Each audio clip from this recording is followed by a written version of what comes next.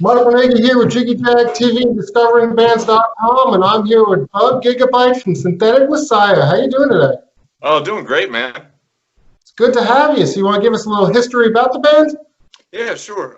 So basically, when I was a young kid, I had this idea to make art, and so I studied to be an artist, and so it kind of progressed in a situation to where I wanted to do something different with art, and I started doing things around town and doing guerrilla style art techniques, like, you know, just leaving messages on the concrete and chalk, or just, you know, just stuff that is only there for a little bit of time but still gets the message across.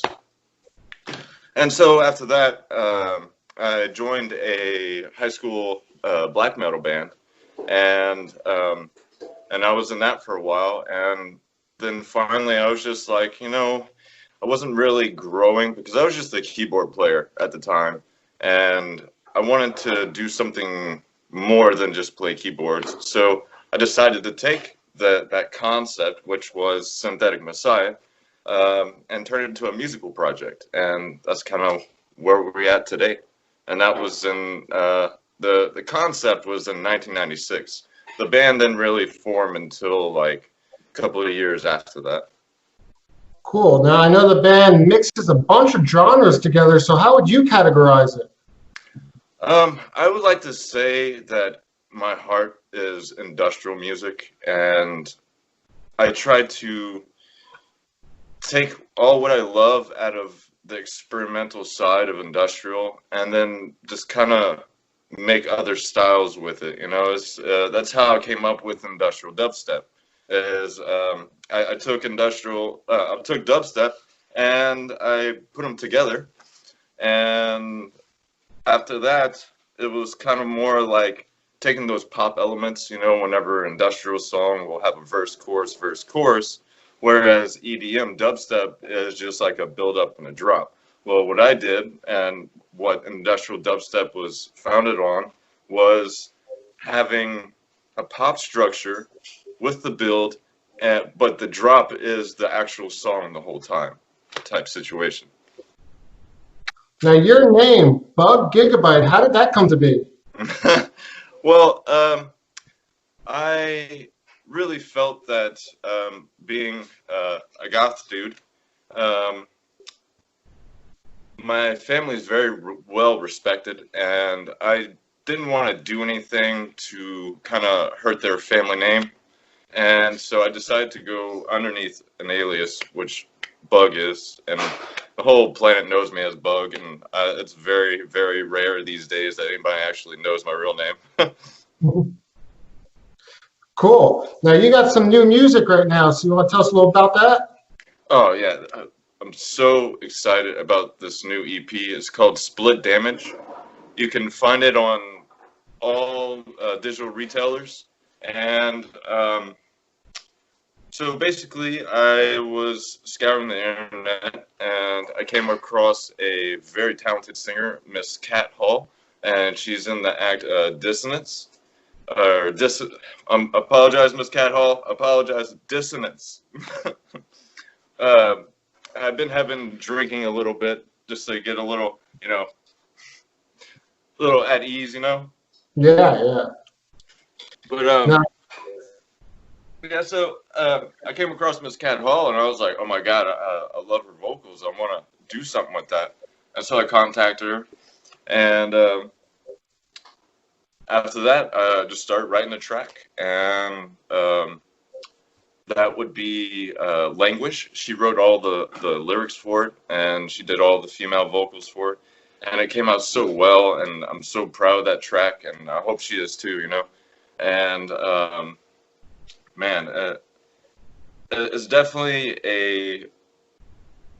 it's a 2-song EP, so it's definitely dives into the 90s trip hop vibe. But since, you know, I love industrial so much, I like to put it on the harder side of things. So I took influences like Portishead and Poe and Massive Attack, and just slapped some distortion on it and called it a day. Yeah, awesome. And with this quarantine right now, what are you working on? You working on even more music, or what are you Oh doing? yeah, most definitely.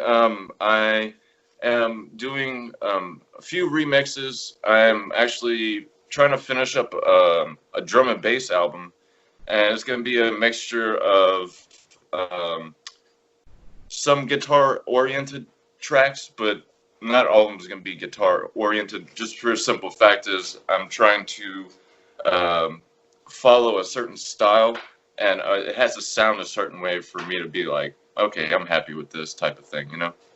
Yeah, yeah, yeah. So now, if people want to find your music online, look you up, how do people find your music? I tell everybody to go to Spotify, please, because every single musician makes money off of Spotify. It may not be much, but at least it's something nowadays, you know, especially right now, what's going on with all No. that nonsense. And or you just go to my Bandcamp. Either way, it's to me, Spotify is always the best because it gives you the as an artist, you're able to see everything a lot more real time, and it's just nice to know that whenever you go to like the artist side of Spotify, you could see how many people are listening to your music, and it's like you kind of wonder who those people are, and like, hey, I wonder if they'll be a friend, type of thing, So it's very interesting, Yeah, the whole music side of everything. yeah. So when this whole virus situation is over, do you have any live shows planned or you'd like to Well, do?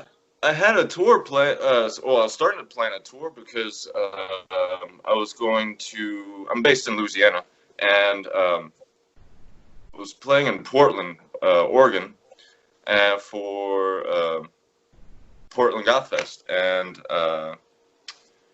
fortunately, all that just kind of went out the window because I'm kind of expecting to it not just be a couple of months. You know what I'm saying? So.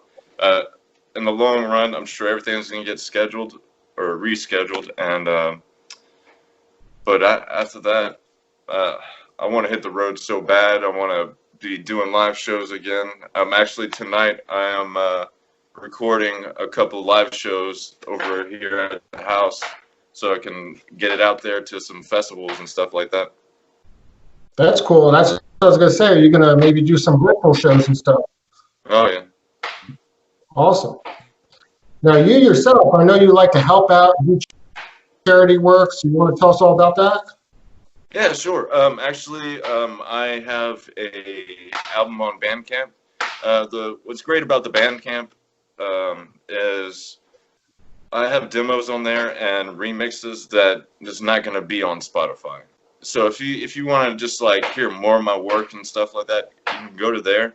And well, I put out an album and it's all demo work. Not none of it's finished or anything like that. And all the sales goes to a veterans benefit, and basically this benefit company, they make sure that these veterans have clothes, a place to stay, food in their belly, and the ones that are struggling after wartime or after serving, and thank you for the troops, man, because like they deserve better. And also started a local television program, and but I'm taking a hiatus on it at the moment, just for a simple fact is life kind of got a little too crazy, and schools are not really doing anything right now. But basically, it was a local fund to where you don't donate money, and that money will go straight to an art teacher or a musician teacher, anything of that sorts, just to help the local public schools because Louisiana is dead last in everything, especially education. So whenever funding stops, those two programs are the first things that get cut. So it's just it's shitty, but it is what it is, being dead last in education. So. Yeah. Wow. So now, SINthetik Messiah, where would you like to see the band maybe next 3, 4 years in the future? You know, I really been really thinking about where I want to go is with the band and my personal life. And at this point in time, I'm gonna move to another city and I'm gonna work at that city, and then I'll move again in another 5 years. You know, I'm the type of guy is I really don't have to go on tour. I don't need to go on tour, but I just want to go on tour type of thing. So I have more fun working with local acts and throwing local shows than I do working with the bigger people, because it's just everybody's all family, you know. And sometimes if you're not working with the right people, it's not right, you know. There's not more you can do about that. Yeah, yeah. What are some cities you'd like to live in? I've been thinking about Portland for sure, just because how relaxed they are, and marijuana is legal, and here in Louisiana it's illegal, so it's definitely rough down here. Yeah, things are changing though, so you never know.